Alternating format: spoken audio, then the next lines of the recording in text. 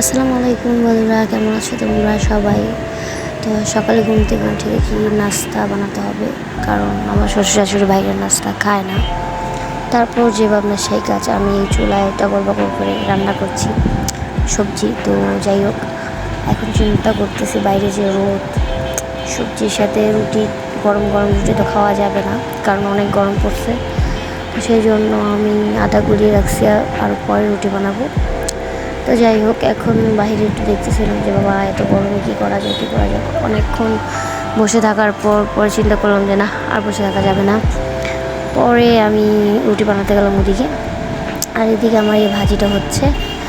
যাই হোক, আমি একটু নাড়াচাড়া করতে একটু বেশি পছন্দ করি। সবাইকে আমার মতো নাড়াচাড়া করতে পছন্দ করো সবজি। যাই হোক, কেমন হতেছে আমার ব্লগটা আমি জানি না, কারণ এটা আমার ফার্স্ট ব্লগ।